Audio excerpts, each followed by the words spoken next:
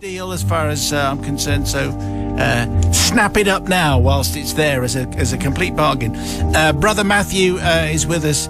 Sister Katie Susie is here producing the show, and obviously Richard Allenson lurking in the background. Yeah, absolutely. Yeah. And taking the rap. Today's tale comes from Douglas. Thank you, Douglas, for tonight's confession on Greatest Hits. Dear Simon, Sister Katie Susie, and brother from another gutter, that'll be Matthew. Yeah. Let me take you way on back to 1987, when large hair, great music, and Sony Walkman ruled the way. Okay, very good. Me and my now ex-wife, though I have to say this confession has nothing to do with that, we're very happy, brand new parents to a bouncing baby boy called Mark.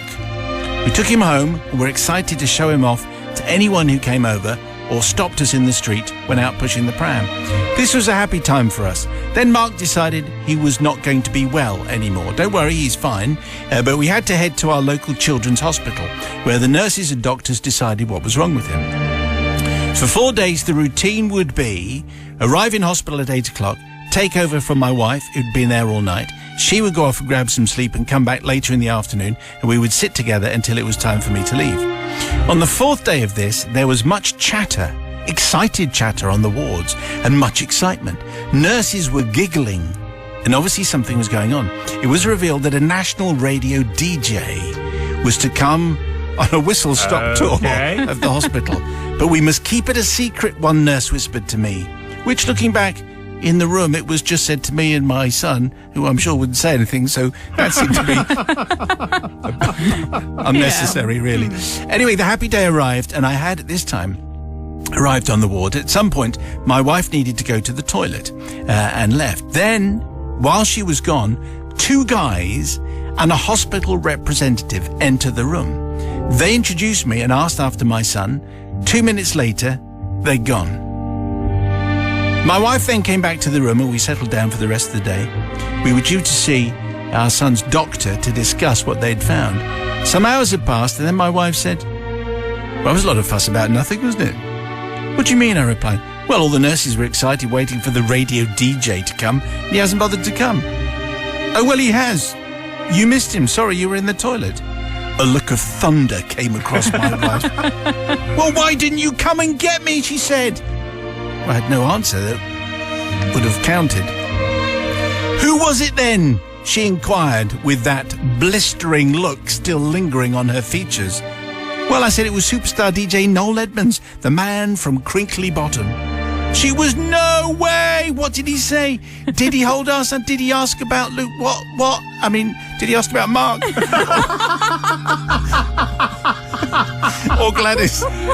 Find and replace. Or Brenda. Yeah. Yeah. That's what I do. Oh dear. Thanks, Richard. You should have gone through these earlier. Yeah. She was like, "No." The look of thunder momentarily disappeared, but returned later, and I was saved by the doctor coming into the room. For the next 2 days, we concentrated on getting our son better, getting him an operation, and we had some family time. So family came round to see how we were, and my wife was more interested in telling anyone that she was in the toilet when superstar DJ Noel Edmonds visited us, and that I did not fetch her from the aforementioned cubicle. Conversation started like this: "Hello, how is Mark?" And the reply was, "Mark is fine. However, did you know I missed DJ Noel Edmonds because someone didn't come and fetch me from the toilet?" Over the years, this story would make an appearance most birthdays or when a large gathering of friends and family happened. The day my wife missed superstar DJ Noel Edmonds. As my son grew up and DJ Noel, now him off Deal or No Deal, developed, the story got told more and more. My son hit 16, and by this time his mates from school now had been told the story about how he'd had a visit from superstar DJ Noel Edmonds from Deal or No Deal, and how his mother had been in the loo. When my son hit 35 just recently, I'd forgotten this story until I was sent a photo. There was my son with a birthday cake, aged 35, in the shape of Mr. Blobby, and an iced figure of my son being held by Mr. Blobby. He was 35. So who am I seeking forgiveness from? My wife, for stupidly not rushing down 2 corridors walking into the ladies' toilet to shout, "Hurry up, love, DJ Noel Edmonds is here. Don't forget to wash your hands." Yeah. No. My son for all the ridicule he endured throughout his life because of the story? No. Superstar DJ Noel Edmonds for not introducing him to my wife? No. I seek forgiveness for the DJ, who it really was, as he was new and I had no clue who he was at the time. It was Simon Mayo. Oh, there you go. When faced with my wife and her face of thunder, the only DJ I could think of was Noel Edmonds. I couldn't remember this new bloke off the radio. Never heard of him. Anyway, I'm truly sorry, and please, please, please, will you forgive me? Well, I guess I get a vote in this, Well, don't you I? do, absolutely. yeah. I don't know quite what I'm going to say. Anyway, let's go for the voice of responsibility. First of all, is Sister Katie Susie. Well, I feel like Douglas, I really like my job and I really like working with Simon, so I have to say not forgiven, absolutely not. How could you not know who Simon was? Yeah, that's how I'm voting. I remember this trip. We were in a thing. Radio 1 had a thing called. You remember the Popemobile? Yes. Well, they got a version of it and they called it the Popmobile. Nice. And they sent me, and I was I was very young. So, but you're in the Popmobile I was in the Popmobile, and then we'd stop in at various places around. at the hospital. And at the hospital, yes, cheering Yeah. up. Okay. Cheering up everybody who'd never heard of me. Anyway, brother from another gutter. Well, I mean, my rule is never to ever interrupt someone in the toilet because they're in the toilet, and I don't need to go into details, but you're not going to interrupt someone when they're in the middle of that. No. So, for that reason, I'm going to forgive because of that. And as I clearly am involved in the story, Yes. I feel as though I should definitely say Yes. to Douglas, you Yes. are definitely forgiven, because I don't think anybody had a clue who I was, and I can only apologise for the incredible disappointment that it wasn't superstar DJ Noel Edmonds. But anyway, enough of that. It's the people's verdict. Do you forgive Douglas? Yes or no? On the text 61054, you could start your message with Simon. That'd be very good. 61054. Start your message with Simon. And if you have a story, it's confessions@greatesthitsradio.co.uk. Thank you. Tonight's confession from Douglas involved a very disappointing appearance of me in a hospital. No, I mean, your disappearance wasn't disappointing at all. I think I wasn't DJ superstar Noel Edmonds. Oh, right. That is disappointing. Interestingly, though, from Douglas's point of view, in 86, 87, Noel hadn't been at Radio 1 for a long time. So, Yeah. Douglas, where'd you been? Anyway, the people's verdict is in. Here it is. So Neil in Ipswich, forgiven. I guess he was just unlucky that the DJ turned up at the wrong time. Nobody's fault. But Michaela says, I don't forgive her hubby. 1, for not getting her out the loo, and 2, for not knowing you. I was on Deal or No Deal, and Noel was a lovely man, but it would have been much better if it was you. Oh. And Dan in Norfolk says, my brother, also called Mark, also born in 1987, and also poorly, was actually visited by Noel Edmonds in Swindon. Although I'm now wondering if they too were duped. I will forgive just in case my parents too made this same faux pas. Maybe it was me. Yes. Were you in Swindon? in 1987? I could easily have been in Swindon. In the Popmobile? In 1987. Okay, so your confession... Anyway, Douglas gets the smart speaker. Yours, please. Confessions@greatesthitsradio.co.uk. Celebrity confessions. They'd be welcome. Disappointing celebrity confessions. Hospital-based confessions. That kind of thing. Send it to confessions@greatesthitsradio.co.uk. Another one for you tomorrow. 14 minutes to 6. Confession time. Every confession that's read out gets a smart speaker. So congratulations to Tim, the sender in for today's confession. Brother Matthew is here. Sister Katie Susie is also here in charge of the show, as ever. Father Simon and your small collective. Oh. Make it sound Perfectly formed. Think you're fine. Thank you, Yeah, thank it's you. big enough. Back in the last century, when in my early 20s, I was a member of an amateur dramatic club. I already like this. I like an amateur an Amtram story. We were putting on See How They Run, a typical 40s British farce. I was given the part of a particularly timid and simpering curate with a slight stutter. Obviously. Who was petrified of the opposite sex and thought that a sweet sherry at Christmas was really pushing the boat out. I also belonged to a rugby club, and the general consensus was that I shouldn't play on the Saturday of the performance, lest I was injured and they had to cancel the show. In my real persona, I thought that such caution was wholly unnecessary and had argued my case, but submitted in the end to the majority opinion, and very reluctantly to peer pressure. I was, however, very tempted to go and play anyway, as I didn't see how they would ever know, the theatrical types having never shown any inclination to support my local rugby interests. Cometh the performance week. Thursday and Friday nights had passed to local, if not critical, acclaim, and at midday on Saturday we're invited to drinks at the wardrobe mistress's house. Our hostess greeted me and asked what I would like to drink, and I thought to play it safe and asked for a gin and tonic. Yeah, Okay. that's fine. Safe. She went to the kitchen and reappeared with a very large tumbler. It didn't look very fizzy, nor did it have any ice. Oh, by the way, I think today's confession should have a 12 certificate. Always Yeah. good to make that warning halfway through. Okay. I find. I don't normally drink gin, she said, but I got this in for today. This was not the long, safe G&T I was expecting, but more than half a pint of gin, I would have thought. Wow. Yowzers, I politely decided to say nothing. By the time I'd finished it, I had missed the opportunity for lunch. If I was to make it to the rugby club in time for kick-off to watch, I hastened to add, because I had to be on stage later. On the touchline, I bumped into Pat, our devoted female fan and driver of the bus to away matches, for which we were eternally grateful. She was packing a half bottle of whiskey, which she insisted on sharing with me. We won an exciting match, and I, after all the shouting and cheering from the team, was very grateful for my first pint of a proper drink, a glorious ale from Wiltshire. And so another pint. Right, okay. So it's so far, it's lunchtime, gin, whiskey and a pint of ale. Now, our rugby club prided itself on the post-match entertainment, including boozy singing in competitions and the special for the day. And I led the festivities, and I sang Singing in the Rain. It was just at the end of this when someone tapped me on the shoulder and said, "Hey, we got tickets for tonight, and you better be getting along." It took a second for the words to register. With all the excitement of the match and the post-match entertainment, I had totally forgotten about the play. Anyway, I made it to the theatre just in time for makeup, confessed to select members of the cast what had happened, and that I was absolutely pickled. After they recovered from the initial shock and had ensured that I could at least talk and walk in a straight line, they decided on my behalf that we would risk it. Oh, beg your pardon. Sorry. I was just trying to put page 1 over there and accidentally Risk hit the bell. All went well.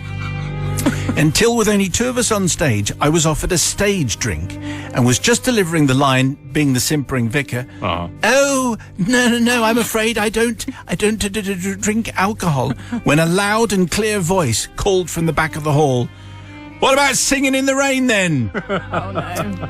Yes, one of my rugby friends. Father Simon, this was not the sort of show where you expect heckling. A brief silence before, from somewhere, I replied, "Do, do, do, do, do, do, do, do, do," and then added, "What a glorious feeling, I'm happy." So lost in song was I that I forgot I was supposed to be saying a very important line, which was a cue required for 2 escaped airmen to rush onto the stage and drop their trousers. It's a farce. I know. That's what happens. That's the only thing that I remember that happens in farces.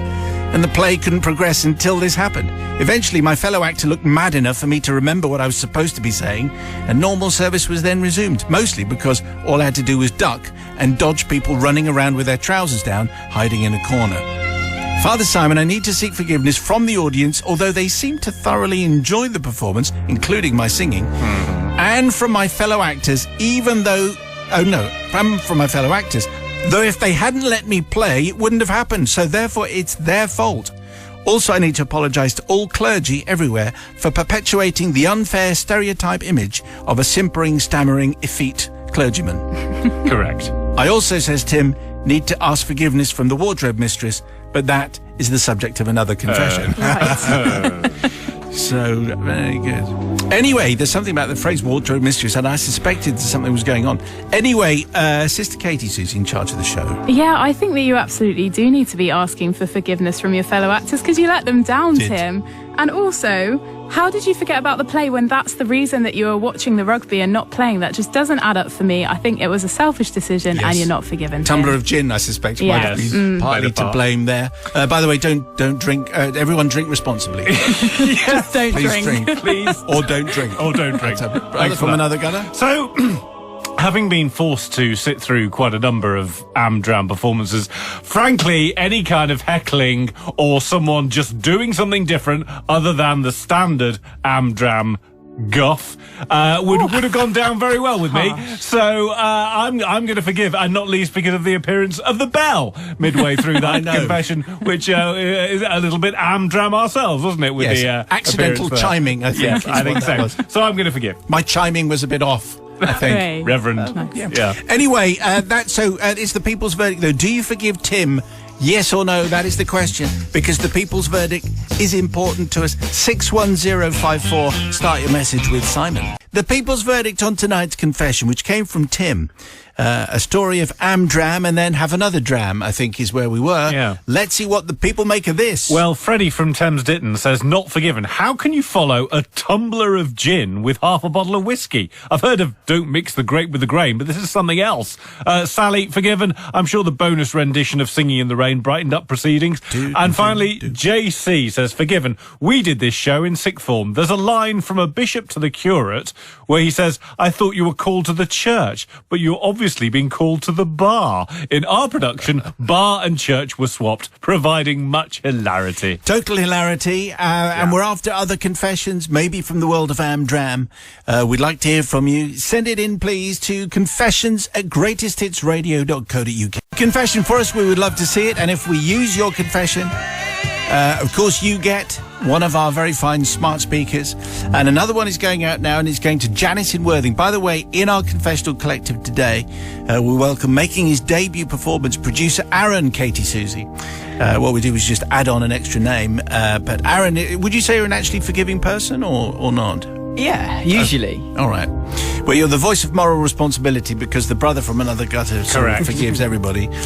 Janice from Worthing, who actually signs off by saying, to be safe, Father Simon, I've already changed all the names so you don't have to go to the trouble of doing so, thus avoiding any Brenda Gladys-style mishaps. Okay. So a regular listener, Janice. Yeah. Father Simon, my confession goes back to the mid-60s when the Beatles were quite a popular group and my younger sister Claire was a massive fan.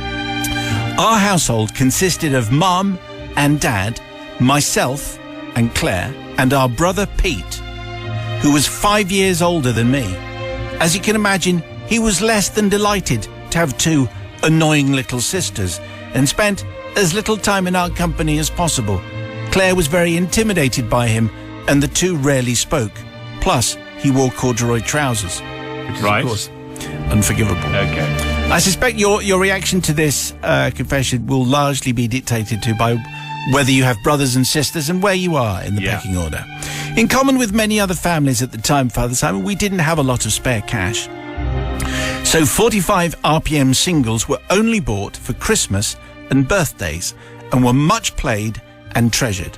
Our dad, being a clever chap, get this, had made Claire a record player. Made one? Wow. I mean, what kind of genius father is this? Most dads might be... I put some shelves up. Janice's dad made Claire a record player, which is basically a small turntable on top of a wooden box with a pickup arm and speaker. But hey, that's pretty incredible. The quality was probably not the best, Father Simon, but she loved it and played her few Beatles records constantly, singing along and even playing the B-sides to give a bit of variety. We shared a room, but I didn't mind her playing her records as I enjoyed them as well. One day, however, Claire came home from school and, as usual, went straight to the record player to start the daily dose of the Fab Four. I heard her cry out and went to see what was wrong. It appeared that two of her precious records were missing. Love Me Do, B-side P.S. I Love You, and Help, B-side I'm Down, both on Parlophone Records. We searched everywhere, but they could not be found. This was an awful and devastating thing to happen. She knew every groove, every scratch of those discs. She was going to go and ask Mum if she'd tidied them away. Why do mums always do that? When I remembered that I had seen our older brother, the intimidating Pete, coming out of our room that morning, just before we went to school, could he, I suggested, have taken them perhaps? In other words, yes. He was certainly looking shifty, I added. Well, she was very upset, but wouldn't go and ask him about it. As I mentioned before, they didn't get on. So just kept quiet and accepted her loss. Love Me Do and Help were lost forever. The thing is, Father Simon and the ever-forgiving collective, sounding a little bit desperate here, I haven't actually quite told the truth at this time. You see, there was a boy at school that I really, really, really liked called Nobby. We had been talking generally in the form room about music, and he happened to mention that his favourite songs were two that I knew Claire had in her collection, Love Me Do and Help. So I basically did what anyone would have done and took them and gave them to him, Nobby, the love of my life. Well, when my sister started making a fuss, I panicked and laid the suspicion on Pete, obviously, because I absolutely knew she wouldn't challenge him about it or tell Mum and Dad. Thus, my heinous crime would remain undiscovered, and so it has until this very moment. Wow. It has been on my conscience for all these years, so that's decades. But I've never had the bottle to confess, a fact of which I'm deeply ashamed. Father Simon, I seek forgiveness from my brother intimidating Pete, even though he has no idea that Claire has been holding this crime against him all these years. Think of the pent-up resentment and the deep festering river of grievance that has been running here. Right. And, of course, forgiveness from Claire, for whom I hope time has lessened the blow. The loss of her 45s, mind you, they're probably worth quite a lot of money. If it's any consolation, it did me no good with Nobby, who started going out with my best friend instead. So it was all for nothing. I don't suppose that'll help, though. I throw myself on the mercy of the collective with, I am almost positive, very little hope of any forgiveness whatsoever. Well, the thing is about this one, which is a very interesting story. Nice fade, so nice crossfade. So. Very good. Janice, I've taken against Nobby more than anyone else, because Nobby is flaunting himself around. Oh, I like the Beatles. Takes the singles, then goes off with Janice's best friend. Does he give the singles back? No, he doesn't. Nobby is probably in prison. That's what I'm thinking. Right. Anyway, the voice of responsibility, producer Aaron Katie Susie. What do you say? Usually very forgiving. If they ended up being together, getting married, maybe slightly feel like, yeah, let's forgive that. I don't know whether they are. Well, no, we know they're not. No, they're not. Not forgiven. Not forgiven. No. Nobby and Janice, I don't think they're an item. Brother from another guy. Well, I mean, it looks like I'm going to say that Nobby was a bit of a bullet dodge there, really, wasn't it? I mean, thankfully he didn't get, because my instinct is that life with Nobby would not have been good. And also, you know, blaming the brother, why not? The brother is older and acting somewhat aloof, and normally I'm the eldest brother, and therefore... And he wears cords. Yes, and he wears cords. What's that about? So for that reason, I choose to forgive. Oh, what for the because cords? Of the cords, You're forgiving. Nobby probably being in jail, and other reasons that I've yet to go into. Shame on you, Nobby. Those 45s, they'd be worth an absolute fortune now. Anyway, it's the people's verdict. 61054 on the text. First word is Simon. 61054. Forgiven or not? Tonight's confession came from Janice in Worthing, and it was a tale of a couple of stolen Beatles 45s handed recklessly to Nobby, the love of her life, and it didn't work out. Anyway, the people's verdict is in. Here it comes. Yes, no one's forgiving tonight. Not at all forgiven. End of, says Ali the Witch. Mary from Kettering, letting your sibling take the blame takes the biscuit. Not forgiven. And Richard says, if it was anyone other than the Beatles, I'd forgive. However, as it's the Fab Four, it's a cardinal sin. Not forgiven. And those original 45s, if she still had them in her possession, they would be worth quite a lot of money. Yes, they would. So therefore, so Janice, sorry, that's absolutely, it's unanimous. Yeah. You know, as indeed you suggested yourself in the email, no forgiveness. But you do get the smart speaker, so that's okay. If you have a confession, we'd like to hear it. Confessions at greatesthitsradio.co.uk. Sunrise times, and of course the clock's going to change this weekend. And the big silly thing about your theory about turning the heating Obviously, off. heating, everyone's heating goes off. And we all do that. And have you seen what the temperatures are next week? It doesn't matter because a drop of 10 degrees. Literally be British summertime, so the boilers all get switched off. Ridiculous. On Sunday. Yeah. Barry sends in tonight's confession. Barry, you get the smart speaker, whether you're forgiven or not. Dear Father Simon and the cohort of collective compassion. I quite like that. I think that's a new one. This confession takes us back to the year 2001, long before the days of smartphones, tablets and mobile phone networks offering clarity and reliability, especially in rural areas such as mid-Dorset. Still much the same, really. At this time in my life, I was supplementing my income with a second job, which was to perform the role of driving our local out-of-hours duty general practitioner to visit any ailing patients who, in his or her judgment, merited a house call. The hours were lousy, but it was quite an easy way to earn some extra pennies. Our base camp was a cosy little setup at the local hospital where details of the patients, or our customers as we called them, and their condition would come over to us by fax. This was fine. The information was all there in black and white, no confusion, no problem. However, due to the nature of the job, we would not always be at base, and it was quite commonplace for the county control desk to have to phone us with details of additional patients who had called in sick, often at the most antisocial hour or from some ridiculously remote location. Too lazy to visit their own GP, if the truth's told, says Barry. Right. Annoyed. No. And so it was on one very hot, sunny Sunday afternoon, I took a call in the car.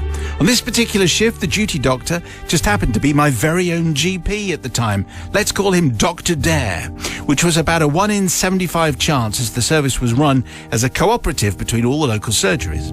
With no fax machine in the trusty Vauxhall Astra, complete with green emergency lights that I disappointingly never got to use, the details of the patient and their usually trivial condition had to be written down. I think Barry's a little bit bitter. Had to be written down as a call handler relayed the message via our crackly old Nokia brick phone.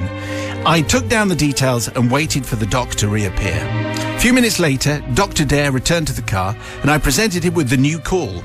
We already had further visits planned for the afternoon, but by chance, this new call was very close to our current location. So Dr. Dare decided that we should go there next. We made our way to this particular visit. I parked the car as close as I could to get to the house, number 18.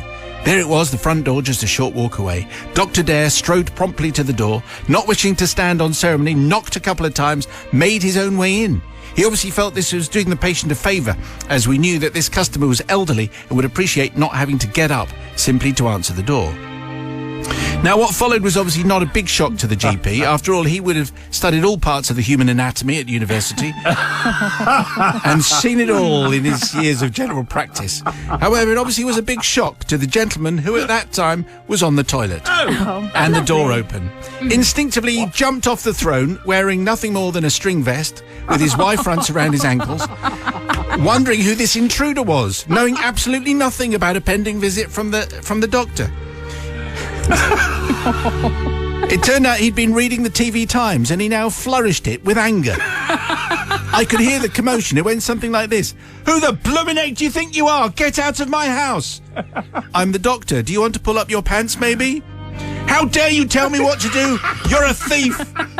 I'm the doctor. You're a weirdo. Get out. And so on. It wasn't until Dr. Dare pulled his stethoscope out of his bag that the string-vested gent was convinced that he was indeed a doctor of medicine and not an opportunist thief. Father Simon, a simple mistake had been made, the cause of which I claim to be partially due to the inferior quality of the mobile phone service and possibly more to do with my dodgy hearing after all those years of rock and roll. Apparently, the call handler had said number 80, 80, not 18. And as a result, I had sent my doctor to the wrong house, and the poor, unsuspecting victim with no pants got the shock of his life. I therefore seek forgiveness, please, from the poor gent at number 18, although I may have left it too long as he was no spring chicken, and hope that this incident may in no way have accelerated his demise. I also seek the forgiveness of my former GP, Dr. Dare, who was of the belief that the mistake was entirely the fault of the county-wide call handling centre and nothing to do with me. Well, it's time to set the record straight. Well, I think it was probably time to set the record straight a while back, Barry. Yeah. But anyway, better late than never. Let's see how the cohort of collective compassion sit on this one. Sister Katie, Susie. I'm a little bit concerned, Barry, that you didn't kind of immediately seek to rectify the situation and confess nearer the time. The poor man would have been absolutely terrified at the intruder. I would not believe someone if they came into my house and said they were a doctor.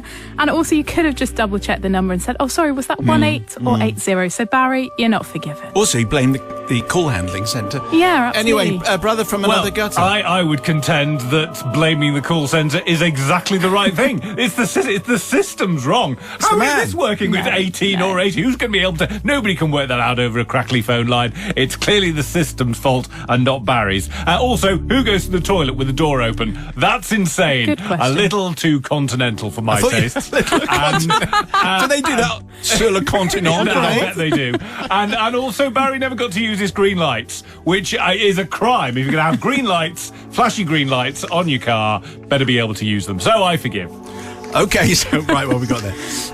Okay, so it's the people's verdict, please. Do you forgive Barry, yes or no? On the text 61054. Tonight's confession was Doctor in the House from Barry. Even if it was Doctor in the wrong house, old chap on the loo, totally taken by surprise. People's verdict, here it comes. Lynn says, not forgiven. I live in the middle of nowhere. I've had to email this in because the phone signal's so bad, and yet I've never gone to the wrong address. The poor man would have been terrified. Shelley says, forgiven. I'm with Matt. Even if you're not expecting any guests, who goes to the toilet with the door open? Way too brave for me.